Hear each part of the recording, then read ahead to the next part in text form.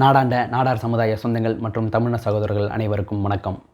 இந்தியாவின் அடுத்த பிரதமர் யார் என்பதற்கான கேள்வி இந்தியா முழுவதும் பரபரப்பாக பேசப்பட்டு வருகிறது.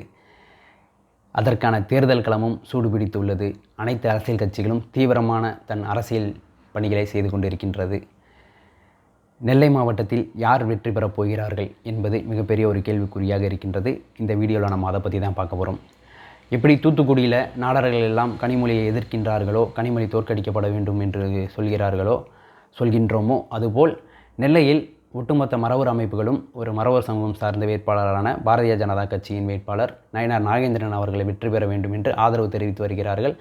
களத்தில் இறங்கி அவருக்கு ஆதரவாக களப்பிரச்சாரமும் செய்து கொண்டிருக்கின்றார்கள். இதனால் நெல்லையில் யார் வெற்றி பெறுவார் என்பது மிகப்பெரிய ஒரு கேள்வியாக இருக்கின்றது. மதம் வெற்றி பெறுமா, சாதி வெற்றி பெறுமா என்ற ஒரு விமர்சனங்களையும் நெல்லை மாவட்டம் தற்போது பார்த்து கொண்டிருக்கின்றது. நெல்லையை பொறுத்த வரைக்கும் மறவர் சமூக வாக்கு ஒரு 10% வாக்குகள்னு சொல்லலாம். மொத்தத்தில் நாடார் சமூக வாக்குகள் தான் பெருவாரியான வாக்குகளை வைத்திருக்கின்றது. இவர்கள் எப்படி ஒட்டுமொத்த மறவர் அமைப்புகளும் நயினார் நாகேந்திரனுக்கு ஆதரவாக இருக்கின்றதோ, அதேபோல் ஆர்எஸ்எஸ் அமைப்பு சார்ந்தவர்களும் சரி, இந்து மத கொள்கை உடையவர்களும் சரி, பாரதிய ஜனதா கட்சிக்காரர்கள் இவர்களெல்லாம் நயினார் நாகேந்திரன் அவர்களை ஆதரிக்கிறாங்க. அப்படின்னும் போது ஒரு சமூகமும் ஆதரிக்கிறது முழுமையாக, அந்த கொள்கை உடையவர்களும் ஆதரிக்கிறாங்க. அப்படின்றதுனால கொஞ்சம் பலமாகவே அவர்களுடைய குரல் பார்க்கப்படுகிறது. அதனால் நெல்லையில் சாதி வெற்றி பெறுமா, மதம் வெற்றி பெறுமா என்ற ஒரு கேள்வியும் எழுப்பப்பட்டு இருக்கின்றது. இதை பார்க்கும்போது வெளி மாவட்டங்களிலிருந்து பார்ப்பவர்களுக்கெல்லாம் நயினார் நாகேந்திரன் அவர்கள் வெற்றி பெறுவார் என்ற ஒரு பிம்பத்தை உருவாக்கிட்டு இருக்காங்க. ஆனால் இங்கே வின்னிங் அத்தாரிட்டி, வின்னிங் டிசிஷன் எடுக்கிறது நாடார் சமூகம் தான். அந்த வாக்கு தான் நெல்லை மாவட்டத்தை பொறுத்த வரைக்கும் அதிகமாக இருக்கின்றது. இவங்க பிஜேபி கட்சி, இவங்க மறவர் சமூகம் சார்ந்த ஒரு வேட்பாளர் அறிவிச்சிருக்காங்க. அதே மாதிரி இதற்கு சைடாக பார்த்திங்கன்னா காங்கிரஸ் கட்சி களம் காணுங்குது. இங்கே காங்கிரஸ் கட்சி ஒரு நாடார் சமுதாயம் சார்ந்த வேட்பாளரை அறிவிச்சிருக்காங்க. அப்படின்னும் போது போட்டி என்பது மிகப்பெரிய கடுமையாக இருக்கும். ஒட்டுமொத்த நாடார் வாக்கு வெற்றி பெற்றாலே அவர் தான் வெற்றி பெறுவார். அது இல்லாமல் அவங்க ஆளும் கட்சியோட கூட்டணியில் இருக்காங்க தமிழ்நாட்டை பொறுத்த வரைக்கும். அப்படின்னும் போது வெற்றி வாய்ப்புன்றது காங்கிரஸ் கட்சிக்கு கொஞ்சம் மேலோங்கி இருக்கின்றது. அதற்கடுத்து அதிமுக கட்சியும் ஒரு நாடார் வேட்பாளர் என்பதனால் நாடார் வாக்குகள் கொஞ்சம் பெரியும் என்று எதிர்பார்க்கப்படுகிறது. அதற்கடுத்து நாம் தமிழர் கட்சி வேட்பாளர் கோனார் சமூகம் சார்ந்தவர் என்பதனால் நாம் தமிழரை பொறுத்த வரைக்கும் இளைஞர்களுடைய ஒரு நம்பிக்கை பெற்ற ஒரு கட்சியாக பார்க்கப்படுகிறது. இளைஞருடைய வாக்குகள் போகும். அது மட்டும் இல்லாமல் தமிழ் தேசியம் பேசக்கூடியவர்களுடைய வாக்குகள் கண்டிப்பாக போகும். சீமானுக்கென ஒரு சில நலன் விரும்பி இருப்பாங்க, அப்போ அவங்களுடைய வாக்குகள் போகும். அப்படின்னும் போது மறவர் சமூக வாக்குகளை பெரும்வாரியாக பெறக்கூடிய நயினார் நாகேந்திரன் அவர்கள் நாடார் சமூக வாக்குகளை பெருமளவில் பெற முடியாது. அவருக்கு நாடார் சமூக வாக்குகள் இந்து மத அடிப்படையில் இருக்கவங்களுடைய வாக்குகள் போகும். அதில் மாற்று கருத்து கிடையாது. மதம் முக்கியம் என்று சொல்லக்கூடியவர்களுடைய வாக்கு நயினார் நாகேந்திரன் அவர்களுக்கு போகும். அதற்கடுத்து பார்த்திங்க அப்படின்னா நெல்லை மீன் பகுதி இருக்குல்ல, அங்கே இருக்கக்கூடிய மறவர் சமூகம் ஒரு பொதுவாக இருக்கக்கூடிய சமூகங்களுடைய வாக்குகள் அவருக்கு செல்லக்கூடிய வாய்ப்பு இருக்குது.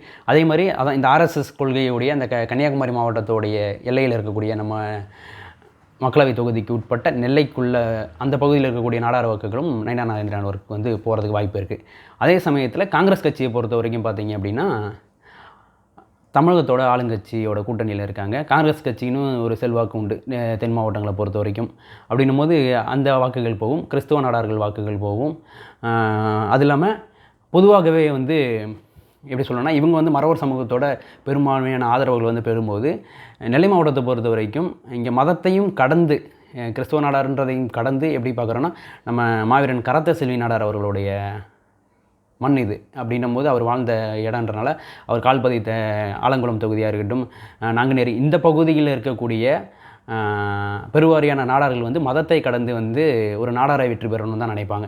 என்ன காரணம் அப்படின்னு பார்த்தீங்கன்னா, நீங்கள் அந்த கன்னியாகுமரி அந்த எல்லையோரங்களில் இருக்க நாடார்களுக்கு மதம் பெரியதாக இருந்தாலுமே அந்த சைடில் இருக்கிறத விட, அந்த ராதாபுரம் தொகுதி அந்த சரௌண்டிங்கில் வர்றதை விட இங்கிட்டு இருக்கக்கூடிய நாடார்களுக்கு உண்மையை சொல்லணும் அப்படின்னு பார்த்தீங்கன்னா, மதத்தை விட சமூகம் தான் பெருசாக பார்க்குறதுனால இங்கே இருக்கக்கூடிய நாடார்கள் வாக்கெல்லாம் கட்டாயம் ஒரு நாடார் வேட்பாளருக்கு தான் போகும். அப்படின்னும் போது ஒரு நாடார் வேட்பாளருக்கு வாய்ப்புகள் அதிகமாக போகும். அதனால் காங்கிரஸ் கட்சியோட வெற்றி வாய்ப்பு கொஞ்சம் ஓங்கி இருக்கின்றது. இதுதான் கள நிறுவனம். அப்புறம் அதிமுக வேட்பாளரும் நாடார் சமூகம் என்பதனால் உண்மையிலேயே சொல்ல போனோம் அப்படின்னு பார்த்தா காங்கிரஸ் கட்சிக்கு வந்து வெற்றி வாய்ப்புன்றது வந்து இங்கே வந்து பெருமளவில் இருக்குது.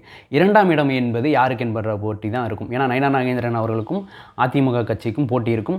முதல் இடத்தையும் அதிமுக, ஏன்னா நாடாருன்றனால ஒருவேளை எந்த நாடார் ஆதரிக்கிறாங்கன்றது வந்து அந்த தொகுதியை பொறுத்து தான் இருக்குது. அப்படின்னும் போது ஒருவேளை அதிமுகவை ஆதரித்தாலும் அதிமுகவுக்கு வெற்றி பெறும் வாய்ப்பு இருக்குது. ஆனால் வந்து பொதுவாக நம்ம அரசியல் விமர்சகர்கள்கிட்ட பேசும்போதும் அங்கே இருக்க களத்தில் இருக்கவங்ககிட்ட பேசும்போது கை சின்னத்துக்கு வந்து வெற்றி வாய்ப்பு வந்து நல்லாவே இருக்கும் அப்படின்னு சொல்கிறாங்க. அதனால் வந்து அடுத்த கட்டத்தில் வந்து 2ஆம் இடத்தை யார் பிடிக்க போகிறாங்க அப்படின்றது தான் இங்கே போட்டியாக பார்க்கப்படுது. நயனா நாகேந்திரன் அவர்களுக்கு வந்து 2ஆம் இடத்தை பிடிச்சாலுமே அந்த கட்சியில் ஒரு நல்ல பேர் கிடைக்கும் அப்படின்றனால ஒரு முயற்சி செஞ்சிட்ருக்காங்க. அதே நேரத்தில் நயனா நாகேந்திரன் அவர்களுக்கு வந்து ஒரு மிகப்பெரிய ஒரு மைனஸ் ஆனது இப்போ என்ன அப்படின்னு பார்த்தீங்கன்னா, பொதுவான மக்கள்கிட்ட இப்போ சமூகம் சாதி இதை கடந்து இருக்க மக்கள்கிட்டே வந்து இப்போது சமீபத்தில் வந்து சென்னையில் தாம்பரம் இதில் வந்து ஒரு ரயில்வே ஸ்டேஷனில் வந்து பணம் பறிமுதல் செய்யப்பட்டது. ஒரு 4 கோடி ரூபாய் கிட்ட. அது வந்து வாக்குமூலம் வந்து நயனா நாகேந்திரன் அவருடைய பணம் தான் அப்படின்னு சொன்ன மாதிரி செய்திகளை நம்மளே பார்த்தோம். இப்போ இதெல்லாம் வந்து அவருக்கு மிகப்பெரிய ஒரு மைனஸாக இருக்குது. ஒரு சமூகம் மற்றும் ஆதரிக்கிறனால அதுவும் ஒரு மிகப்பெரிய ஒரு இதாக இருக்குது. நாடார் சமூக வாக்குகள் வந்து அவருக்கு போகிறதுன்றது மிகப்பெரிய ஒரு இதாக இருக்கும். ஏன்னா உண்மையிலே சொல்லணும் போனால் இங்கிட்டு திருநெல்வேலியாக இருக்கட்டும், அம்பை, நம்ம ஆலங்குளம், நாங்குநேரி இந்த பகுதி ஃபுல்லாக சமூகம் சார்ந்த வாக்குகள் வந்து நயனா நாகேந்திரன் அவர்களுக்கு வந்து குறைவாக தான் கிடைக்கும். சில பேர் அந்த சமூகம் சார்ந்தவர்களும் அந்த மத அடிப்படையில் வந்து வாக்கு போடுறவங்க போட தான் செய்வாங்க. அது வந்து அதேமாதிரி அந்த பாரதிய ஜனதா கட்சியில் இருக்கவங்க வாக்கு போடுவாங்க. அதே மாதிரி அங்கே இருக்கவங்களும் வந்து மறவர் சமூகத்தில் இருக்கவங்களுமே வந்து அதிமுக கட்சியில் இருக்கவங்க அதிமுகவுக்கு வாக்களிப்பாங்க, காங்கிரஸ் கட்சியில் இருக்கவங்க காங்கிரஸ்க்கு தான் வாக்களிப்பாங்க. அது வந்து அரசியல்ன்றது அப்படி தான் இருக்கும். ஆனால் பெரும்பான்மையாக வந்து பார்க்கப்படும் போது இந்த பகுதியில் வந்து மாவீரன் கரத்தை செல்வி நாடார் அவர்களுடைய கால்பட்ட தடம் இருப்பதனால அங்கே இருக்க சமூக உணர்வுன்றது அங்கே இருக்கக்கூடிய அந்த மதவாதத்தை கடந்து சமூகம் வந்து இங்கே முன்னே நிற்கும். அப்படின்றனால ஒரு நாடார் வேட்பாளர் வெற்றி பெறுவார் என்பது 100% உண்மை. இதுதான் வந்து நெல்லை மாவட்டத்தில் ஒரு நாடார் வெற்றி பெறுவார். நயனா நாகேந்திரன் 2ஆம் இடமா இல்லை அதிமுக 2ஆம் இடமா என்றது தான் கேள்விக்குறி. நயனா நாகேந்திரன் 2ஆம் இடத்துக்கு போட்டி போடுறார், அவ்வளோதான். இதுதான் வந்து நெல்லை மாவட்டத்தோட கள நிலவரமாக பார்க்கப்படுகிறது. நான் இது வரைக்கும் விசாரித்ததை பொறுத்த வரைக்கும் நமக்கு வந்த தகவல் படியும் நம்ம பேசின அரசியல் சார்ந்தவர்கள்கிட்டையும் எல்லா கட்சிக்காரங்கிட்டையும் பேசின தகவல்படி நான் சொல்கிறேன். நம்மளோட பார்வையும் நம்ம நெல்லை மாவட்டம்ன்றது நமக்கு ரொம்ப ஒரு தூரமான மாவட்டம் இல்லை, நமக்கு அருகில் தூத்துக்குடிக்கு மிக அருகில் இருக்க மாவட்டம். அதோட கலர் நிலவரம்லாம் தெரியும் அப்படின்றதுனால சொல்கிறோம். அதே மாதிரி ஒரு கூடுதல் சிறப்பு அதிமுகவுக்கு என்னென்னா, அவங்க அறிவித்த வேட்பாளர்கள் பட்டியலே வந்து ஒரே ஒரு பெண் வேட்பாளர் தான் நெல்லை மாவட்டத்தில். அதுவும் அவங்களுக்கு அது ஒரு கூடுதல் சிறப்பாக பார்க்கப்படுகிறது. அது இல்லாமல் அந்த வள்ளியூர், அதே ராதாபுரம் இந்த பகுதியில் இருக்கக்கூடிய செல்வாக்கும் திசைன் விலை போன்ற பகுதியிலும் அந்த வேட்பாளருக்கு நல்ல செல்வாக்கு இருக்கின்றது என்பதனால் வந்து அவங்களுடைய வாக்கும் எவ்வளவு பெறப்போகிறார் என்பதும் பார்க்கப்படுகிறது. அதற்கு முன்பு அதிமுகலேருந்து முதல்ல வந்து அறிவிக்கப்பட்டது வந்து சிம்லாமுத்து சோழனக்கா. அவங்களும் வந்து நம்ம சமூகம் சார்ந்த நிறைய நிகழ்ச்சியில் நம்மலாம் பார்த்துருக்கோம். நம்மளோட சமூகம் சார்ந்த நிறைய நிகழ்ச்சியாக இருக்கட்டும், கூட்டங்கள் எல்லா இடத்துக்கும் வந்திருக்காங்க. அவங்கள அறிவிக்கும் போதே கட்டாயம் வந்து ஒரு நாடா சமுதாயம் சார்ந்து நிறைய இடத்துக்கு வந்தவங்க அப்படின்ற ஒரு இதில் நம்மளும் அவங்கள ரொம்ப வரவேற்று வாழ்த்துக்கள்லாம் போட்டிருந்தோம். அடுத்து வேட்பாளர் ஜான்சி ராணி அக்கா மாற்றப்பட்டாங்க. அவங்களும் நம் சமூகம் சார்ந்து என்பதனால் மகிழ்ச்சி. எப்படியும் முதல் இடத்தை வந்து நாடார் தான் பெறப்போகிறார். ஒரு நாடார் வேட்பாளர் நெல்லையில் வந்து மக்களவை தேர்தலில் வெற்றி பெறப்போகிறார் என்பது மாற்று கருத்து இல்லை. 2ஆம் இடம் நாடாருக்கா அல்லது மறவருக்கா என்பது தான் இந்த தேர்தலுடைய முடிவாக இருக்கும் என்று முழுமையாக நம்புகிறோம். மதத்தை கடந்து எப்படி நெல்லையில் ஒரு நாடாருக்கு வாக்களிக்கிறார்களோ, ஒரு நாடார் வெற்றி பெறுவார் என்பது அனைத்து அரசியல் கட்சிகளாலும் நம்பப்படுகிறதோ, அனைத்து அரசியல் விமர்சகர்களால் நம்பப்படுகிறதோ, அதேபோல் தூத்துக்குடியிலும் ஒரு நாடார் வெற்றி பெற வேண்டும். நாடாருக்கு வாக்களியுங்கள். நன்றி, வணக்கம்.